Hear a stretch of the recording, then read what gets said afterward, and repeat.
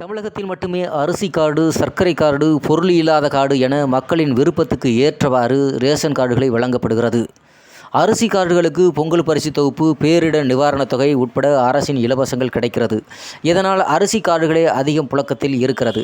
Ration card தேவை என்றால் உணவு வழங்கல் துறையின் பொது விநியோக திட்ட இணையதளத்தில் விண்ணப்பிக்க வேண்டும். அதற்கு ஆதார் எண் அவசியம்.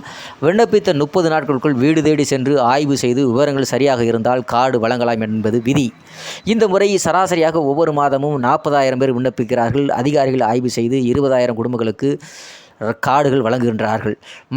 மகளிருக்கு மாதம் ரூபாய் 1000 வழங்கும் திட்டத்தை அறிமுகம் செய்தபோது அதை பெறுவதற்கு தகுதியானவர்களை தேர்வு செய்ய 2.20 கோடி அரிசி கார்டுதாரர்களுக்கு விண்ணப்பம் வழங்கப்பட்டது. அவர்களின் தகுதியானவர்கள் தேர்வு செய்யப்பட்டு உதவித்தொகை வழங்கப்படுகிறது. ஒரே வீட்டில் 2-3 பெண்கள் இருந்ததால் தனித்தனி குடும்பம் என்று கூறி அனைவருக்கும் கார்டு கேட்டதால் விண்ணப்பங்கள் மழை போல் குவிந்திருக்கிறது.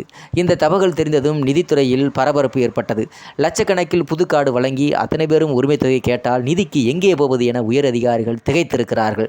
இதன் விளைவாக புதிய கார்டு வழங்குவதை உடனடியாக நிறுத்துமாறு உணவுத்துறைக்கு உத்தரவிட்டிருக்கிறது. இப்போது புதிய கார்டு மட்டுமல்ல, பழைய கார்டில் பெயர் நீக்கல், சேர்த்தல் பணிகள் நிறுத்தப்பட்டுவிட்டன. தற்போதைய நிலவரப்படி 1 லட்சத்துக்கு மேலான விண்ணப்பங்கள் நிலுவையில் இருக்கிறது.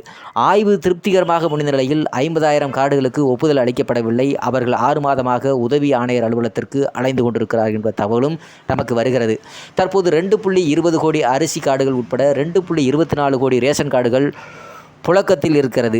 கார்டுகளில் உள்ள உறுப்பினர்களின் எண்ணிக்கை 7 கோடி. அதாவது தமிழகத்தில் உள்ள பெரும்பாலான மக்கள் ரேஷன் கார்டில் உறுப்பினராக உள்ளனர். அரசின் இலவச சலுகைகளை பெற புதிதாக திருமணமாகி பெற்றோருடன் வசிப்போர் தனியாக வசிப்பது போல ஒரே முகவரியில் கூடுதல் எண்களை குறிப்பிட்டு புது கார்டுக்கு விண்ணப்பம் செய்கின்றனர். எனவே தகுதியான நபரா என்பதை ஆய்வு செய்து கார்டு வழங்கப்படுகிறது. இதனால் தாமதம் ஏற்படுகிறது என அதிகாரிகள் கூறுகிறார்கள். வாய்மொழி உத்தரவு மக்களிடத்தில் தாக்கத்தை ஏற்படுத்தும் விஷயங்கள் என்றால் அதை முறையாகவும் வெளிப்படையாகவும் அறிவித்துவிட்டு அதிகாரிகள் செயல்படுவது இல்லை. அடுத்தடுத்த நிலையில் இருக்கும் அலுவலகங்களுக்கு வாய் வார்த்தையாக விஷயத்தை தெரிவிப்பதோடு சரி, எழுத்துப்பூர்வமாகவோ கொடுத்தால் யாராவது பிரச்சனையாக்குவார்கள் என்ற பயம். எழுத்துப்பூர்வமாக இல்லை என்றால் யாரும் வழக்கு போட முடியாது. காதோடு காது வைப்பது போல வாய்மொழி உத்தரவு கீழ்நிலை அரசு ஊழியர்கள் வரை எடுத்து சொல்லப்பட்டு செயல்படுத்தப்படுகிறது. சர்ச்சை ஏற்பட்டால் அப்படி ஏதும் இல்லையே என அதிகாரிகள் கைவிரிக்க வாய்ப்பு கிடைக்கிறது. ரேஷன் கார்டு நிறுத்தம், கோவில்களின் சிறப்பு பூஜைக்கு தடை போன்றவை இந்த ரக உத்தரவுகளே. திமுக, அதிமுக வேறுபாடு இல்லாமல் எல்லா அரசியலும் இது நடக்கிறது என்று நமக்கு செய்தி வட்டாரங்கள் தெரிவிக்கிறது.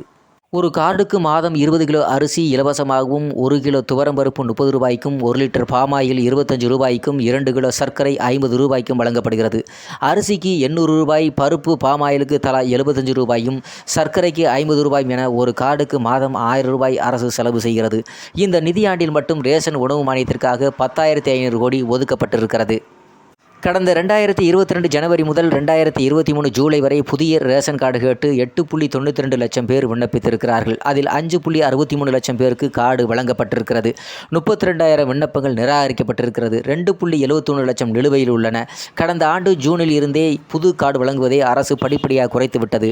ஜூலையில் 26,363 பேர் விண்ணப்பித்த நிலையில் 1,576 பேருக்கு மட்டுமே ரேஷன் கார்டு கிடைத்திருக்கிறது என்பது செய்தி நமக்கு வந்திருக்கிறது. நன்றி, வணக்கம்.